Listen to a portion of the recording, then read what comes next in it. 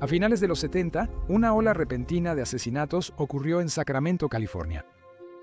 Los crímenes comenzaron con un tiroteo desde un auto, pero pronto escalaron a mutilación, necrofilia y canibalismo. En enero de 1978, tras una breve investigación policial, Richard Chase, de 28 años, fue arrestado y acusado de varios asesinatos.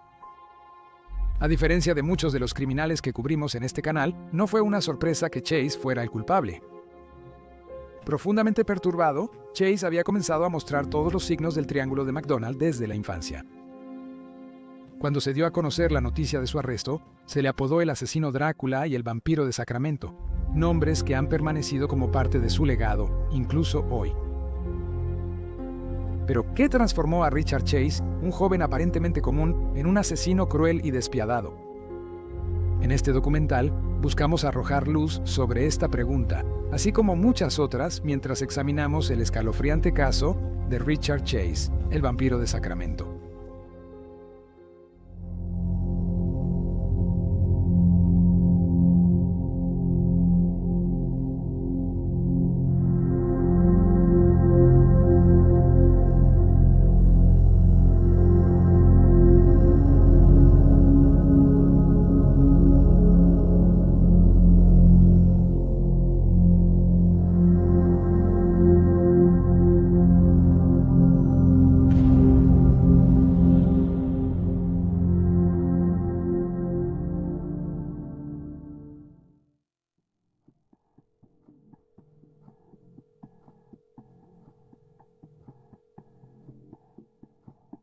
Nacido el 23 de mayo de 1950, en el condado de Santa Clara, California, Richard Trenton Chase era el mayor de 2 hijos. Su padre, Richard Chase Sr., era especialista en computación y su madre, Beatrice, era maestra. Cuando Chase tenía 3 años, su familia se mudó a Sacramento, donde nació su hermana Pamela en 1954. De niño, nada parecía extraño o inusual en Chase. Fue scout y jugó 4 años en la liga pequeña de béisbol. Era muy apreciado por sus profesores y compañeros y siempre tenía amigos. Cuando sus padres le organizaban una fiesta de cumpleaños, docenas de sus compañeros asistían para celebrar. La familia Chase a menudo era vista como promedio y lo suficientemente feliz por fuera, pero detrás de puertas cerradas, Chase y su hermana experimentaron una crianza marcada por castigos duros y frecuentes, a menudo por las más mínimas infracciones. A la edad de solo 2 años, Chase fue alimentado a la fuerza por su padre hasta que vomitó. La hermana de Chase, Pamela, recordó que su padre y su hermano a menudo chocaban, hasta el punto de que Richard Sr. sacudía a su hijo o incluso lo lanzaba contra una pared durante los desacuerdos. Chase y su padre, de todos los miembros de la familia, tenían una relación particularmente conflictiva, con Richard Sr. supuestamente siendo emocionalmente abusivo y disciplinando a su hijo siempre que se le veía haber cometido un error o arruinado las cosas. Se consideraba que era la típica familia disfuncional de 1950, lo que significa que había muchas discusiones, había algún abuso físico, pero no hasta el punto de que estuviera fuera de la norma de la cultura en ese momento. Como en ese tiempo se golpeaba muy frecuentemente a los niños y simplemente se consideraba que así es como disciplinas a tu hijo. Además de ser disciplinarios brutales, la familia Chase tenía otros problemas. A pesar de casarse justo antes del nacimiento de Chase, el matrimonio de Beatrice y Richard Sr. tuvo problemas durante la infancia de sus hijos. Si bien esto se debió en gran parte a las dificultades financieras y al alcoholismo de Richard Sr., también se sabía que Beatrice tenía fuertes discusiones con su esposo, en las que lo acusaba de usar drogas e intentar envenenarla. Después también alegaría que tenía aventuras con los vecinos. En un caso particular, la familia estaba de campamento en Oregon cuando Beatrice acusó a Richard Sr. de tener una aventura con una mujer que se escondía de la familia en los arbustos. Naturalmente se dice que arruinó todo el viaje. Poco después de cumplir 5 años, Chase empezó a mostrar todos los comportamientos asociados a la tríada de McDonald. Algo conocido como la tríada de la sociopatía, la tríada de McDonald se describe como un conjunto de 3 factores que, si al menos 2 están presentes, se cree que están vinculados con tendencias violentas, especialmente en relación con crímenes seriales. La idea fue propuesta por primera vez en 1963 por el psiquiatra J. M. MacDonald, mientras que estudios posteriores realizados por una serie de psiquiatras y agentes del FBI agregaron más evidencia a la idea. La tríada conecta la crueldad hacia los animales, la obsesión con provocar incendios y la enuresis persistente después de los 5 años con tendencias violentas, incluyendo comportamiento homicida y depredador sexual. Aunque ha habido muchos estudios que apoyan la idea de la tríada de MacDonald, ha habido otros estudios que han encontrado poca o ninguna evidencia de una conexión entre la tríada y los comportamientos violentos. Todavía hay mucho debate alrededor de esto hoy en día. A pesar de la verdad de la tríada de MacDonald, Chase mostraba conductas frecuentemente asociadas con comportamiento violento. A la edad de 10 años, se había fascinado con los cadáveres de animales y a menudo pasaba su tiempo torturando y matando gatos locales. Según informes, mostraba un interés clínico en la sangre, órganos internos y funcionamiento de los cuerpos de los animales. Aunque Chase comenzó acosando y abusando de los gatos del vecindario solo, pronto comenzó a hacer lo mismo con cualquier criatura que pudiera atrapar, incluyendo pájaros, conejos y perros. Se informa que mató a tantos felinos locales que incluso los vecinos se preocuparon por cuántos faltaban. Se reporta que Beatriz, su madre, una vez halló un cadáver de gato en descomposición en uno de sus parterres. 3 años después, los padres de Hasse se sumergieron en enormes dificultades financieras que les hicieron perder su casa en Sacramento. Alrededor de esta misma época, a la edad de 13 años, se obsesionó con la idea de que era miembro de la banda James Younger, una banda de forajidos del siglo XIX, más notable por tener al famoso ladrón de bancos y trenes Jesse James como su líder. Durante casi una década, el grupo fue muy temido, mientras que sus crímenes se informaban en todo el país, ya que atacaron en al menos 11 estados, incluyendo Kentucky, Tennessee y Texas. Según el libro de Kevin Sullivan, Vampiro, los asesinatos de Richard Chase, Chase se confundió tanto con la idea de que era parte de la infame banda criminal que incluso pegó su cabeza en fotos del grupo e intentó venderlas. También le pidió a su madre un sombrero de vaquero, pero ella se negó. Chase siguió mostrando conductas inusuales durante su adolescencia. Por ejemplo, no siempre dormía en su habitación, a veces prefería dormir en la sala de estar de la familia, pero cuando lo hacía, siempre se desnudaba, subía la calefacción al máximo y abría todas las ventanas. También se informó que jugaba con cerillos y comenzaba pequeños incendios, y continuó mojando las camas hasta bien entrada la adolescencia. Sus padres finalmente se separaron cuando Chase ingresó a la preparatoria, y él y Pamela se mudaron a Los Ángeles con su madre para vivir con sus familiares extendidos. Sin embargo, poco más de una semana después, Richard Sr. llegó a Los Ángeles con el deseo de llevar a Chase de regreso a Sacramento. Beatrice dejó ir a su hijo mayor, y luego de 4 meses, ella y Pamela regresaron a vivir con Chase y Richard Sr. Chase mantuvo su popularidad entre sus compañeros durante la secundaria. No era un marginado social, y como era pulcro y bien arreglado, no tenía problemas para atraer a las chicas. En 1965, comenzó a salir con una chica que más tarde usaría el seudónimo de Libby Christopher. Al hablar de su relación con Chase en entrevistas después de su arresto, Libby explicó que la pareja no podía tener relaciones sexuales porque Chase era impotente. A pesar de que su relación duró cerca de 1 año, terminaron separándose debido a que él nunca logró tener una erección. Fue aquí, en su adolescencia, donde Chase comenzó a experimentar con drogas, pero lo que comenzó como un uso casual de marihuana lo llevó a consumir grandes cantidades de dietilamida de ácido lisérgico y anfetaminas. Como era de esperar, el consumo de drogas de Chase fue una gran decepción y frustración para su padre, quien sentía que a su hijo le faltaba ambición y enfoque, y las cosas empeoraron cuando Chase cumplió 15 años y fue arrestado por primera vez después de que se descubrió que estaba en posesión de marihuana. Se le ordenó hacer servicio comunitario los fines de semana para compensar su error, un castigo que parecía lo suficientemente justo, pero que Chase supuestamente resentía, junto con el hecho de que su padre se había negado a contratar a un abogado para él. Después del primer arresto de Chase, comenzó a rendir mal en la escuela. Hasta este punto, había mantenido calificaciones decentes, pero su primer encuentro con la ley y su obvia impotencia cerniéndose sobre él parecía dejar de preocuparse por mucho en su vida, incluyendo su educación.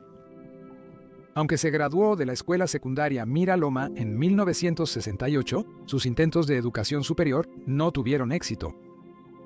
Asistió al American River College en Sacramento entre 1968 y 1971, pero abandonó por malas calificaciones y pobre asistencia. Como joven adulto, buscó la ayuda de un psiquiatra al intentar descubrir por qué era impotente, pero no obtuvo la respuesta inmediata que quería. El psiquiatra le advirtió que un problema emocional profundamente arraigado era la causa, probablemente ansiedad o incluso ira reprimida hacia las mujeres. Aunque el psiquiatra supuestamente creía que Chase estaba mentalmente enfermo, no creía que necesitara intervención, por lo que el joven de 18 años pudo seguir su camino.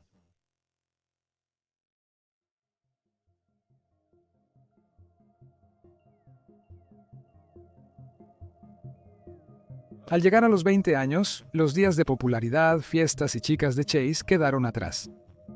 Dejó crecer su cabello y apenas se aseaba, dándole una apariencia desaliñada.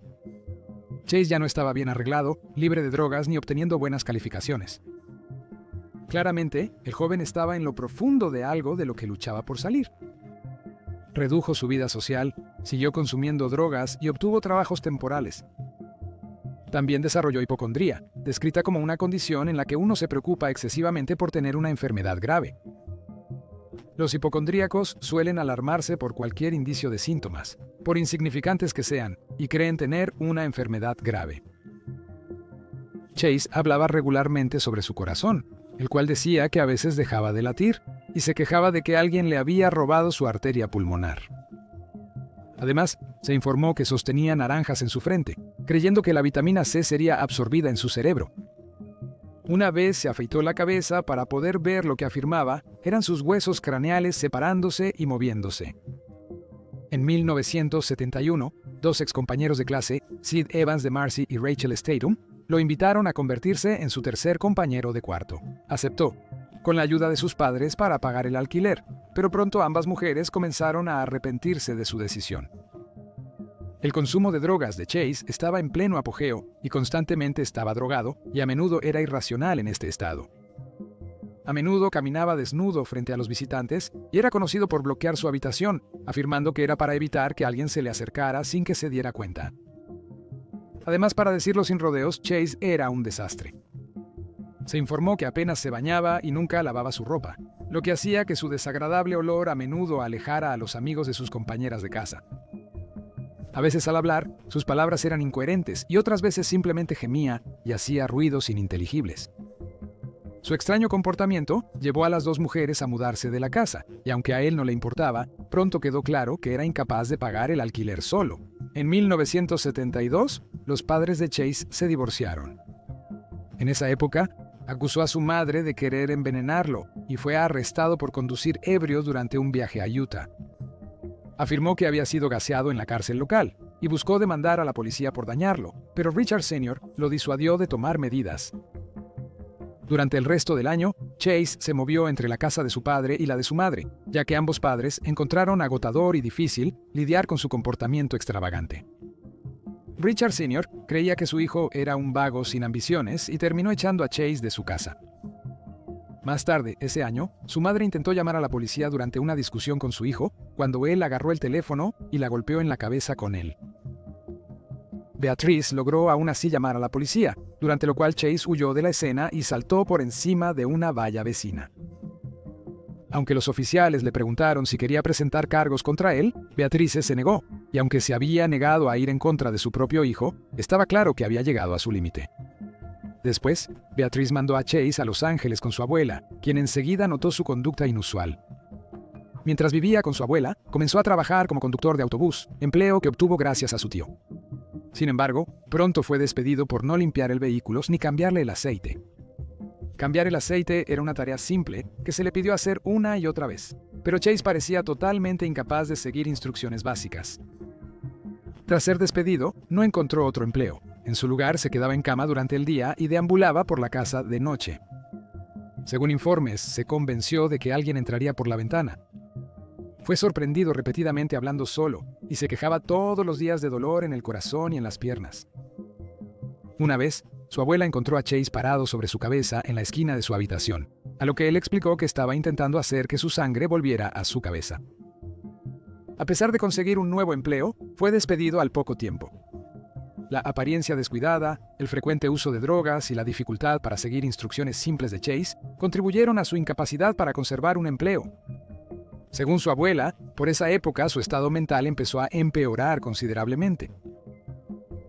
De vuelta en Sacramento, en 1973, Chase se fascinó con el cuerpo humano, específicamente con los órganos internos. Comenzó a recortar ilustraciones e imágenes espeluznantes de libros médicos y colgó las imágenes en las paredes de su habitación para estudiarlas en un intento de descubrir qué era exactamente lo que estaba mal con él.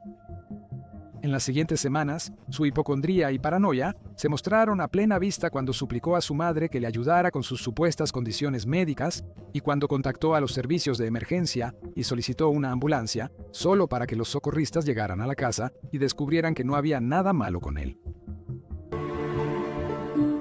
Creía que lo estaban envenenando, creía que le estaban creciendo huesos en la parte de atrás de la cabeza, creía que su estómago estaba invertido y que le habían robado la arteria pulmonar. Y estaba en gran dolor físico, todo era imaginado, por supuesto. Beatrice buscó a varios médicos para ayudar a Chase, pero supuestamente no estaba satisfecho con el pronóstico que le dieron, algo notablemente similar a su respuesta al psiquiatra que vio cuando tenía alrededor de 18 años. Finalmente, él mismo fue a ver al Dr. Donald Ansel, quien no encontró nada físicamente mal con él, pero estableció que el joven de 23 años estaba sufriendo una perturbación psiquiátrica de gran proporción. En diciembre de 1973, Chase fue institucionalizado por primera vez. Su estancia en un pabellón psiquiátrico duró 2 días y fue el resultado de que él entró a la sala de emergencias del Hospital American River y armó un alboroto por sus supuestos problemas físicos, incluyendo que estaba luchando para respirar, que la sangre había dejado de fluir por su cuerpo y que había perdido su vena pulmonar. El doctor que atendió a Chase, Erwin Lyons, notó que estaba tenso, nervioso y con los ojos desorbitados, así como sucio, desaliñado, deteriorado y con un olor fétido. Al joven de 23 años se le diagnosticó que sufría de esquizofrenia paranoide aguda, aunque el personal admitió que podría haber sido una psicosis inducida por drogas. Finalmente fue dado de alta después de 2 días porque Beatrice se enteró de su estancia en la unidad psiquiátrica y fue a enfrentarse al personal del hospital. Se observó que era altamente agresiva, hostil y provocativa. Según informes, la salud mental de Chase mejoró drásticamente una vez que comenzó a tomar medicamentos para estabilizar su condición. Aumentó de peso, ya que antes se le consideraba con un peso muy bajo, y se le dio un tanque de oxígeno para ayudarlo con los ataques de pánico. Sin embargo, gran parte de su buen trabajo se deshizo cuando volvió a consumir sustancias ilegales. Beatrice afirmó que cuando Chase recayó en la adicción a las drogas, empezó a aterrorizar a ella y a Pamela. Pamela huyó de casa muchas veces para escapar de los violentos episodios de su pareja, que incluían destruir muebles y otras pertenencias. En un ataque de violencia, abofeteó a su madre con tanta fuerza que la derribó. Era conocido por hacer agujeros en las paredes, romper ventanas y arrancar puertas de la casa. Además, comenzó a hablar solo de nuevo y empezó a acusar a su madre una vez más de no solo intentar envenenarlo, sino también de intentar controlar su mente.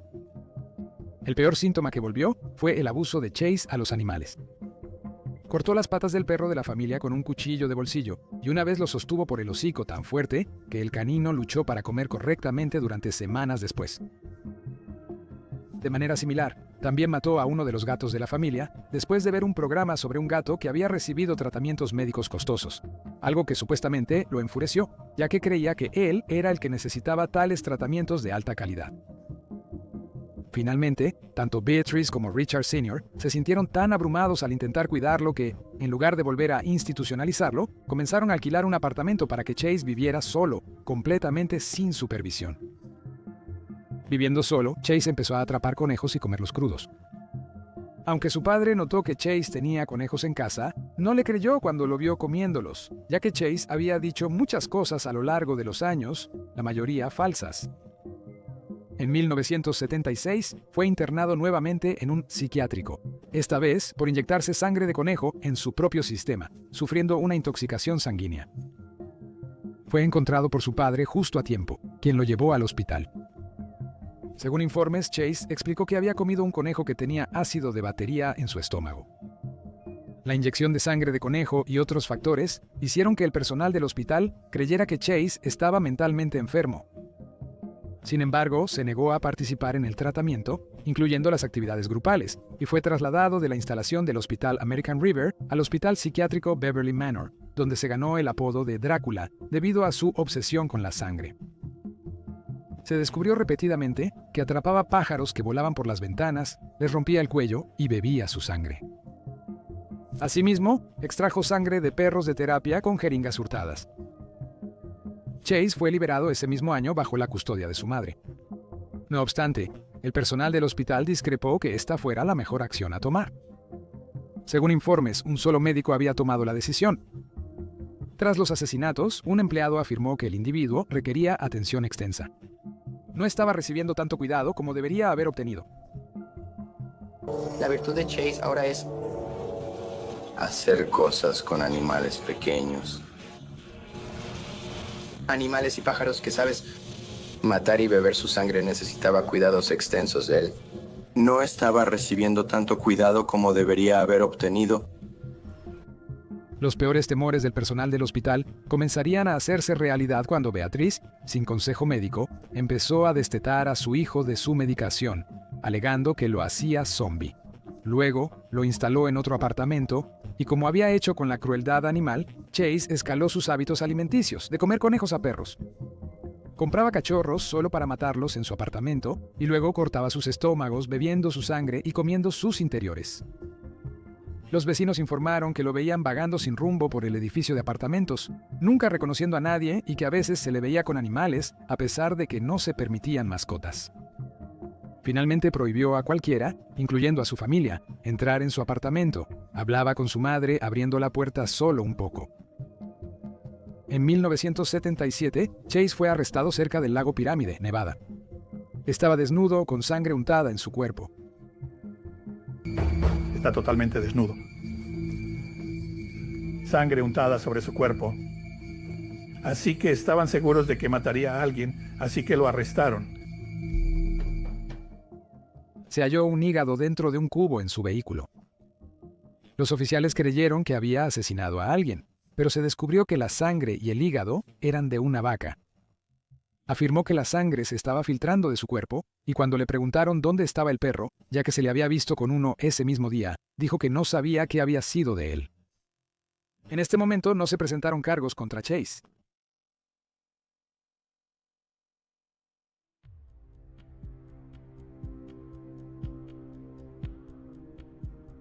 A finales de los 70, el comportamiento errático de Chase persistió. Mantenía una dieta de carne de perro y obtuvo una pistola de calibre 22, mientras mentía sobre su historial de problemas mentales. Esto le permitió disparar a los animales en la cabeza y recolectar la sangre de su herida. Los vecinos informaron haber escuchado disparos en su apartamento en un momento, pero mientras la policía se presentó en su puerta, encontraron agujeros de bala en sus paredes y Chase afirmó que había estado disparando a las voces que escuchaba y no se tomó ninguna acción adicional. A pesar del hecho de que tenía un arma cuando no debería tenerla y que claramente estaba mentalmente enfermo, se dejó al joven de 27 años con el arma aún en su posesión. Chase cometió su primer asesinato en diciembre de 1977. Según todos los informes, la Navidad de ese año había sido un éxito. Su padre le regaló una parca de esquí naranja, que él mismo había elegido, y su madre había venido con regalos para él. Aunque Chase parecía complacido con su presencia, lo que más quería era pasar tiempo con su familia.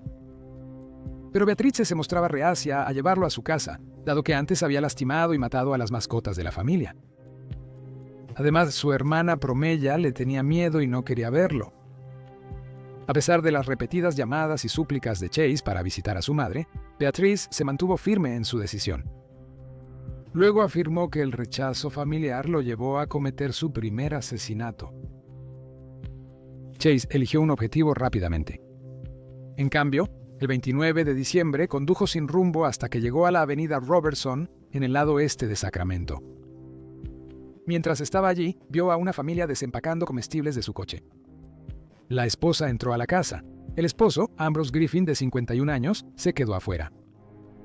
Segundos después, Chase disparó por su ventana abierta a Ambrose, quien cayó al piso. Posteriormente, Chase se fue a toda velocidad. La esposa de Ambrose pensó que sufría un infarto, pero los paramédicos descubrieron que le habían disparado al llegar a la escena. Poco después, Ambrose fue declarado muerto. El departamento del sheriff del condado de Sacramento estaba totalmente desconcertado por el caso, que parecía un tiroteo aleatorio desde un vehículo en movimiento. Ambrose era padre de 2 hijos e ingeniero que trabajaba para la Oficina Federal de Administración de Tierras. No tenía enemigos conocidos y llevaba una vida normal. Los hijos de Ambrose informaron haber visto a un hombre en el área con un rifle que parecía sospechoso, pero cuando los investigadores examinaron esta pista, descubrieron que el arma del hombre no coincidía con la que mató a su padre. El caso de Ambrose rápidamente se enfrió. Las pistas eran escasas y distantes durante días y días, y no fue hasta que un niño de 12 años se presentó para declarar que había visto un Pontiac Trans Am marrón pasando mientras estaba en su bicicleta, a unas pocas cuadras de la escena del crimen, que la investigación vio algún movimiento. El niño afirmó que estaba tan completamente fascinado por el auto, ya que era uno de sus modelos de vehículos favoritos, que no notó cuando el conductor sacó una pistola y le disparó. La bala erró, impactando y destrozando la vitrina de la tienda detrás de él. Aunque el niño solo pudo describir vagamente al conductor, hombre de cabello castaño, de 20 y tantos años, esta pista era la mejor que tenían los investigadores. Tras el asesinato de Ambrose Griffin, Chase siguió con sus actividades habituales. Según informes, prendió fuego a un montón de periódicos para alejar a los vecinos que creía que lo estaban espiando, y se volvió a conectar con su madre, quien organizó para que él fuera a una excursión con su padre más tarde ese mes. También irrumpió en una casa vacía en Watt Avenue y prendió fuego a las cortinas antes de huir de la escena. Unas 2 semanas después de la muerte de Ambrose, intentó irrumpir en la casa de una mujer, pero sus puertas estaban cerradas. Luego explicó a la policía que las puertas cerradas indicaban que no era bienvenido y las abiertas lo invitaban a entrar. En un incidente similar alrededor de este tiempo, también irrumpió en una casa familiar, orinando y defecando en la cama de su bebé antes de que la familia regresara a casa y lo echara.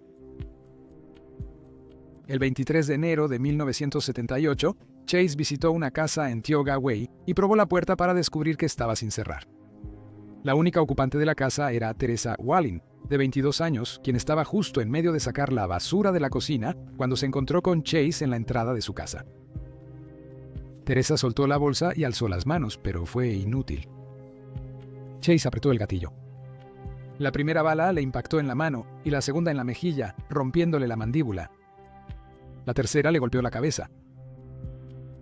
Una vez que Teresa estaba muerta, Chase la arrastró a una de las habitaciones de la casa, donde abusó sexualmente de su cadáver y la apuñaló en el estómago con un cuchillo de carnicero que tomó de la cocina. Chase cortó y movió los riñones y removió completamente algunos órganos, incluyendo el vaso. Posteriormente, recolectó la sangre de Teresa en una taza de yogur y bebió de ella. Finalmente se fue. El esposo de Teresa, David, era un camionero que estaba en el trabajo cuando Chase irrumpió en la casa. Al llegar a casa, encontró una escena horrorosa y huyó de inmediato en shock y terror.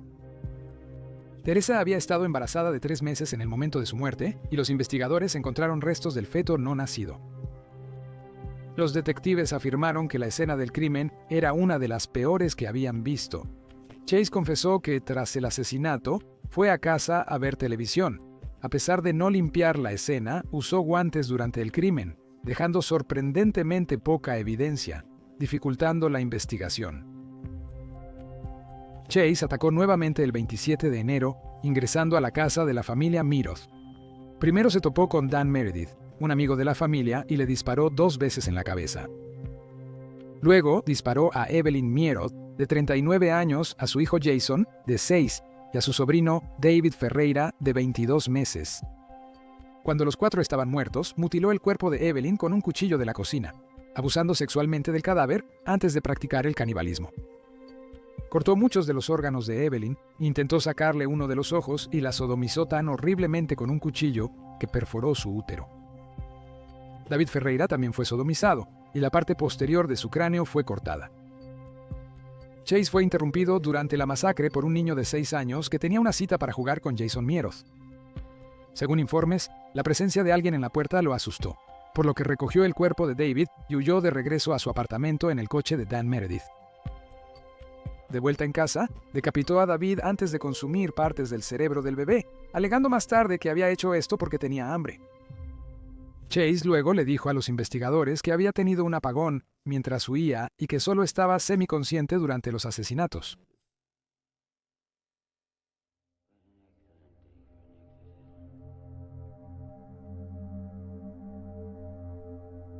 La niña de 6 años que apareció para jugar con Jason Meredith informó a su madre que nadie estaba respondiendo a la puerta, pero que alguien se estaba moviendo dentro de la casa de los Meredith. Preocupadas, las dos volvieron a la casa donde se encontraron con otro vecino que se ofreció a revisar a los Meredith. El vecino halló la puerta trasera abierta y encontró el cadáver de Dan Meredith en minutos. Salió corriendo a llamar a la policía de inmediato. Un detective describió la escena como una casa de carnicería. Chase no fue tan cuidadoso esta vez, ya que encontraron sus huellas de manos y zapatos en la sangre de Evelyn. Además, la grotesca mutilación de su cuerpo llevó a los investigadores a conectar estos 4 asesinatos con el de Teresa Whalley. El perfilador del FBI, Robert Ressler, determinó que el asesino era un hombre blanco en sus 20s, probablemente sufriendo de una enfermedad mental. No obstante, la pista crucial provino de los vecinos de las escenas del crimen, quienes vieron a un hombre desaliñado de cabello largo con una parca naranja antes de los asesinatos. Según informes, Chase había tocado en varias puertas en el vecindario de Evelyn, buscando periódicos antiguos. Pronto, se hizo un boceto compuesto del sospechoso y un antiguo compañero de clase de Chase se presentó. Explicó que él se le acercó con una parca de esquí naranja en el centro comercial, pero afirmó no reconocerlo porque se veía muy diferente a cuando estaban juntos en la escuela. Observó manchas de sangre en su camiseta debajo de su parca. Él afirmó que intentó que ella le diera un aventón, pero ella se negó y se encerró en su coche para evitarlo. Tras esto, los investigadores indagaron en el pasado de Chase y visitaron su apartamento, donde él se negó a abrirles la puerta. Al final, los oficiales simularon dejar el edificio y lo atraparon y arrestaron cuando salió, pensando que la policía ya no estaba. Las autoridades encontraron utensilios para comer y beber cubiertos de sangre dentro del apartamento. Se recuperaron múltiples collares de perro y órganos en descomposición. Algunos eran restos animales y otros humanos. Búsquedas adicionales revelaron que había marcado un anuncio clasificado sobre cachorros en venta, mientras que la palabra hoy estaba escrita en 46 fechas a lo largo de 1978, incluyendo el día del asesinato de Teresa y el del asesinato de la familia Meredith. Bajo custodia, Chase se negó a cooperar con las autoridades. Afirmó que solo había matado a algunos perros y que los italianos lo estaban incriminando por otros asesinatos. Los investigadores no tuvieron información sobre David Ferreira durante 2 meses. Su cadáver descompuesto fue hallado en marzo dentro de una caja en un contenedor de basura. Mientras hablaba con psiquiatras, Chase reveló que su mente contenía cosas normales, incluyendo escenas de un avión 747 explotando. Agregó que también veía luces en el cielo, posiblemente ovnis, y también les dijo que era judío, aunque no lo era. Mientras esperaba el juicio, afirmó que la comida que le servían en la cárcel estaba envenenada, y aunque solicitó que sus abogados la analizaran, los resultados fueron negativos, como era de esperar. En 1979, Chase fue juzgado por 6 cargos de asesinato. Su defensa buscó que se le declarara culpable de asesinato en segundo grado y no en primero, lo que implicaría cadena perpetua en vez de pena de muerte. En más entrevistas con psiquiatras durante su juicio, Chase declaró: "No maté a nadie, solo a unas pocas personas". También parecía recordar muy poco de los asesinatos de la familia Meredith, añadiendo a su explicación que había sufrido apagones durante esto. Declaró que estaba enfermo, envenenado por yodo o mercurio. Intentaba dejar un lugar tóxico para mudarme con los familiares de mi abuela. El coche se había averiado y no tenía dinero, así que entré en la casa de alguien y los maté. También afirmó que tenía miedo de que sus víctimas regresaran de la muerte. Además, reveló sus motivos al afirmar que necesitaba sangre y que la falta de sangre le impedía llevar una vida normal. Afirmó que la sangre animal no le servía, no podía enfrentar al mundo, pues cada vez que intentaba actuar como humano, la debilidad se lo impedía. Entré en Bienestar Social y Beverly Manor, así que ahora tengo un juicio pendiente. Pidió que un especialista en cardiología lo viera debido a su supuesta arteria pulmonar robada. Chase se declaró no culpable por locura temporal, afirmando ante el tribunal que era una buena persona con un corazón y una mente débiles. El fiscal principal sostuvo que, aunque estaba mentalmente enfermo, Chase sabía que sus acciones eran incorrectas, opinión respaldada por los profesionales que lo entrevistaron durante el juicio. A pesar de sus súplicas y los argumentos de su defensa, el jurado encontró a Chase culpable de 6 cargos de asesinato en primer grado el 8 de mayo de 1979 y fue condenado a muerte.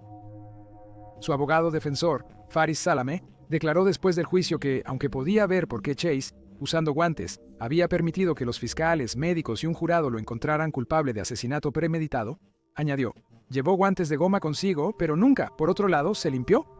La gente veía sangre en él frecuentemente. Nunca se cortaba el cabello y vagaba por los patios ajenos. Nunca intentó ocultar esta apariencia, el reverso de la moneda. Richard Sr., padre de Chase, le dijo llorando a un reportero, «La sociedad matará a mi hijo». Quizás siempre lo supe. Tal vez sea verdad, no estoy seguro. No pasa un día en que no piense en las personas que él mató. He llorado mucho el último año. No sé si más por esas personas o por Rick. Un informe del FBI sobre Chase afirma que él alegó estar considerando una apelación, porque bajo la ley de California es un homicidio justificable, cuando una persona mata para salvar su propia vida, y que en el caso de sus asesinatos, Chase estaba matando para obtener sangre, la cual era necesaria para sostener su vida. Por lo tanto, un homicidio justificable. También afirmó que fue ordenado a cometer los asesinatos por los rayos de la muerte que los ovnis habían dirigido hacia él. El informe del FBI parecía solidificar cuán desconectado de la realidad estaba Chase. Afirmó que beber sangre ayudaba temporalmente a su condición, pero no era una cura, y admitió a los investigadores que había matado todo tipo de animales por su sangre, y declaró que había sido expulsado de la casa de su familia, porque había matado al perro de la familia por su sangre. También agregó que aunque usó drogas cuando era adolescente, no atribuía su comportamiento a su abuso de sustancias.